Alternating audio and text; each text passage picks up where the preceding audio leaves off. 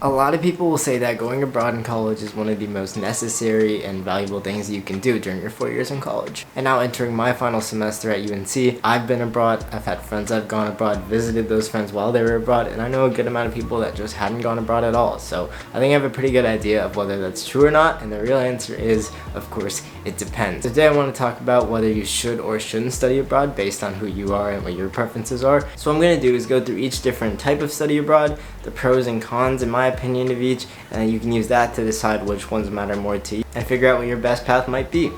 And after all that, I'm going to talk about my experiences abroad because it is pretty unique from what everyone else has done. So first off, yes, we do have the classic 1 semester traditional study abroad program. This is the most common one, what most people do, and it's what most people think of when you hear study abroad. The application to get into these are usually the most extensive. They require like the longest essays, usually a video interview too, but most of them are not like extremely competitive or anything like that.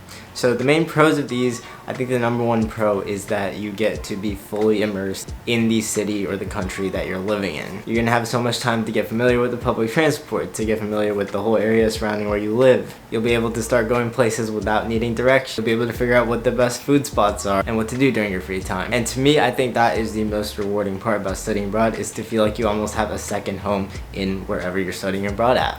You're also gonna get very close with the people that you're going abroad with. Maybe there might not be people from your university exactly that you're going abroad with, but there's definitely going to be people from some other universities in the US or wherever you're coming from that are going to be abroad there. And usually there will be some programs for you to meet, and then more than likely a small friend group is going to form, and you guys will essentially be figuring out the city together, and that way you're going to get really close and they'll be your new best friends, and you're probably going to start to travel around everywhere with them. And yes, on that point, this type of study abroad creates so many opportunities for like quick trips, especially if you're in Europe or Southeast Asia. Most weekends, take a quick flight or a train to a different country and just hang out there for literally just a weekend. It's usually not that expensive, and this is such a good way to see a lot of the world. And it also gives you an opportunity to visit your friends from your university that are also abroad in the same vicinity but not the exact same city.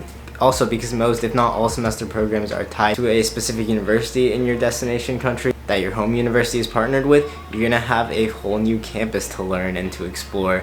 And sometimes in Europe, like, the campus is just integrated within the city, but regardless, there's going to be university buildings for you to go and have your classes in, and that's going to be really cool, and it's going to give you another sense of just community and a place to be surrounded by other students your age in this whole new country. So these programs usually do end up having the best type of housing because it is the longest term. Some people do stay in traditional dorms, but I had 2 friends, one that was in Copenhagen, one that was in Budapest for a semester, and they both had like really nice 1-bedroom, 1-bathroom apartments, and they were literally like 2/3 of the cost of the apartments over here. So there's a good chance your housing situation is going to be nice. And the last pro I have is that it's going to give you full class credit for a lot of the classes that you're going to need, because this program is most likely going to be through your major. So if it is, you're going to be getting a lot of credits that you're going to need, and they're all going to be on a pass-fail basis. So yeah, if you don't know, if you're studying abroad for a semester, the classes that you take in the other country, you're only going to be graded on pass-fail. So if you pass it, you get the credit and you get to keep it, and you don't need to take the classes necessary for that at your home university when you get back. The cons though is that you're going to be feeling a lot of FOMO from all of your friends that didn't go abroad that semester, that are just at your university. They're hanging out every weekend. They're going to the places that you're familiar with, but just without you. Things might happen at your college that you don't expect. Like, I know my friends that went abroad last spring when UNC had that crazy Final Four run and we beat Duke. They almost like regretted going abroad just because they wanted to be back in Chapel Hill and witness that for themselves. And that's just one of the trade-offs that come with it. It also can be very lonely at times, even though, like I said, you might form that small close group of friends. That might be like all you have there, because you're in this brand new city with a bunch of people that you've never met before and that you're probably never going to see again. And I know, especially in that first month, just walking out into that new environment with so many unfamiliar faces around is going to be very daunting, and I know a lot of people feel lonely and almost regret going abroad in that first month. And lastly, it is going to be the most expensive, of course. Most likely you're not going to be like cooking meals and stuff, so you're going to be eating out every single day. You're going to be going to these new countries. You're going to be doing some touristy stuff as well, buying things for your apartment, all of that, and that's going to add up. I think the best time to do a full semester study abroad program, in my opinion, is junior fall or sophomore spring if you're feeling up to it. If COVID never happened, I probably would have done mine junior fall. Because it did, I felt like I missed too much time at UNC and just decided to stay here. But I feel like that's a good semester where in between you have your full freshman and sophomore year experiences, and then you can come back to finish your junior year and have your full senior year at home. Moving on to the second type of program, summer program. For these, I'm talking about the longer term ones that are usually like from like 6 weeks to 10 weeks, aka the entirety of summer break. Some pros of this, obviously you will not have to miss a full college semester, so you can still have all of your standard experiences, not have to worry about missing anything that's happening on campus at the time. Also, you are still fulfilling class credits. Most summer programs are designed around summer classes in that university abroad. Usually, depending on the length of the program, it's 2 to 3 different classes, so you'll still be getting useful credits, and that might help you have a lighter semester later down the road when you come back. And I think these are just long enough to get properly accustomed to the city that you're living in, to get familiar with the area, and it will get to the point where you'll probably be really sad leaving once you have to go, because you're just getting to that point where it feels like home and then you gotta go. Now, most of these you are going in a group, so you'll have people that you can hang out with, that you can meet, but some of them are a bit more individual than others, so the social part kind of depends on the program. You will still have a good amount of free time though, having like 6 or 7 weekends in there, and obviously is dependent on how your class schedule is too, but usually summer class schedules are a bit more time intensive than semester ones. Some cons though, I think these have technically the worst kind of housing amongst abroad programs. I say this because like 2 months is not really long enough for them to put you into decent apartments for that long, but it's not short enough to stay in like a nice hotel for that amount of time. So what they'll do instead is they'll just put you in the closest available dorms that are right next to the university, or in some type of alternative housing. From what I've heard, I've had a friend do this in Dublin, and I've had a friend do this in Seoul, and both their housing experiences were subpar. They weren't crazy bad or anything, but compared to the others, that's what you're gonna have to deal with. Also, if you are doing this in a summer where you want to do like an internship or get work experience or make money, that's probably not going to be able to happen. You're gonna have to choose between one or the other, which is unfortunate, but obviously when you're abroad you can't really do an internship. And also, I think this is a little constrained. I think you could do like 1 or 2 trips out of the country, out of the city, to different places, but because of the limited amount of time, a lot of people just end up spending that time in the country that they're already in, rather than just scrambling to go to all these different places because it's just for 2 months. I personally think this is best after you've gotten a little settled in your major, like after sophomore year.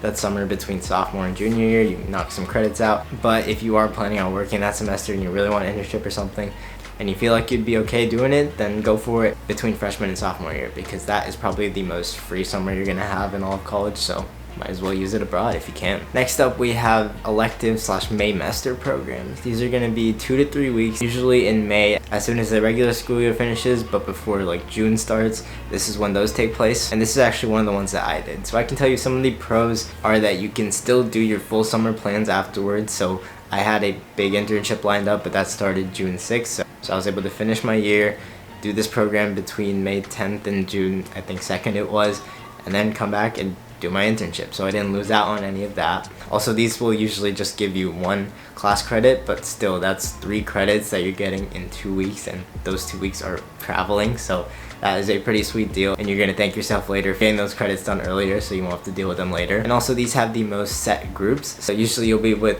a group of between anywhere from 10 to 25 other students. You'll all be going together, you'll all be landing around the same time, and then from there they'll usually have like some pre-departure meetings where you can meet everyone already. So once you're actually in the city and you have a bit of free time, you have people that you can hang out and go around with. And during these, transportation is usually covered.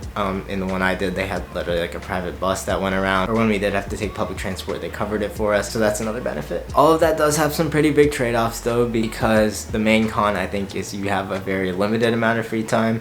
In the one I did, we were doing stuff every day from like 9 a.m. to around 6 p.m. and then all of the evenings were free, and then they gave us 1 day where we were free to do whatever we wanted. So you still do get a good sense of the city, but definitely not enough to get acclimated to it. It's not really gonna You're gonna get to do a little bit of the touristy stuff and just wander around, but nothing really more than that. Also, these are extremely tiring. In the business one that I did, we were visiting different businesses every single day for multiple hours each, and each day started at like 7:30, 8 a.m. and you can imagine we had some pretty late nights as well, so there wasn't much sleep that we got, and that definitely took a toll during the day. And that's just another factor that you're gonna have to deal with because of it being such a constrained program. Also, while it is technically the cheapest program, it is also the most expensive, I think, relatively, for the amount of time that you get there. You're still paying a good amount. I think the original cost before scholarship I got and stuff from a business one was $4,200. So yeah, $4,200 for 2 weeks. Obviously that covers housing and most food and stuff like that, but that's still a lot. I think this is best for after your junior or sophomore years. if you just want to knock out some credits. If you are definitely free in May, if you have the money to spare, you got a scholarship, just apply. If the topic's interesting, if the city's interesting to you. For mine, I really went just because of Amsterdam. I love Amsterdam. I've always wanted to go to Amsterdam for a while, so that's the main reason I went over the topic. The topic ended up being kind of interesting, but if you really want to go to the city, choose it because of that. And especially if you don't feel like you have enough time to do a full summer, full semester program, I would say do one of these. And then lastly, this I will admit is the one that I know the least amount about because I don't really know many people that have done this and I haven't done one myself. But these are the miscellaneous ones where you're going through like an Honors Carolina program or through a class that has a spring break trip or something like that. These, I guess, a pro is that you're not really missing any time whatsoever. It's usually just going to be over maybe spring break, maybe fall break, something like that. So you're going to miss one of those breaks, but you're not really missing any valuable time other than that. It's also not too expensive at all because you're already paying for the class of the tuition. It just might be a little bit of an extra fee above that. And it'll be a cool hands-on experience that'll relate directly to what you're learning in the class, which is pretty neat. Some cons though is that it's not even really going to feel like you're going abroad because it's so short. Usually these are anywhere between 5 to 8 days. So you're going to be very busy while you're there and you're not going to have much time to actually explore that city that you're going to. And sometimes it can just feel like work going to some of the places that you go through some of these. Again, it depends very heavily on the program. This can encompass a lot of things. So I don't know. I think this is probably best for if it just fits within your schedule and if it's part of a class that you need that would help you get a credit for your major, then that would be a cool addition. But if this is your like exclusive abroad experience and you actually do want to go abroad, I'm not so sure I would recommend it for that. And now really quick, my study abroad experience. As I said, it was pretty unique. I kind of created my own experience. Going into college, I wanted to do either a semester in my junior fall or a summer following my freshman year. Obviously the latter couldn't happen because that was summer of 2020. And then as I said, the first one I could have done, but decided not to because I had already missed a year because of COVID and I wanted to be at UNC. So what I did instead was I applied to 2 elective programs, both in the same May, but the dates didn't align. So the first one was 2 weeks in Amsterdam through the business school right after LDoc, and then the second one was 2 weeks in Singapore through my media and journalism major. If you don't know, I'm a media journalism major, business minor, and that was 2 weeks after LDoc, so it was like the second half of May. And dates overlap by 1, but I talked to a lot of different people, see if I could get it approved where I could do both because I was accepted to both, and they said it was okay. I'm just gonna miss half a day in each, which I was okay with. Basically all of May of 2022 I was abroad. It was through 2 different programs, 2 different professors, 2 different groups. It was crazy. It was the most hectic month of my life, but I learned so much, no regrets at all. I love both of the groups that I went with. Still talk to a good amount of people that I met in those classes.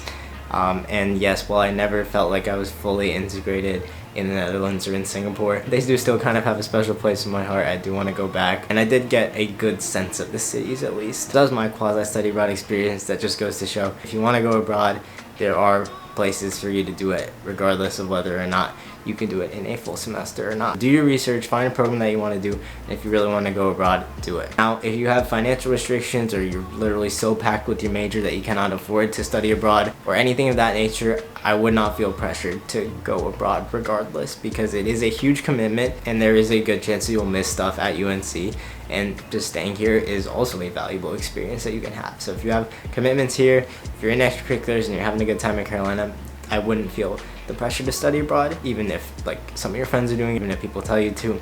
Just make your own decision. And if you have any more specific questions about that, I'm happy to help. I was maybe a little hesitant about studying abroad because I have traveled a lot. I have a good amount of international experience, but doing it, like living there, even if it's just for 2 weeks, just changes that drastically. Like, it's such a different experience. So even if you travel a lot, don't use that as a reason not to go. So yeah, let me know if you have any questions. As I said, I will talk to y'all later. Thank you so much for watching. Peace out.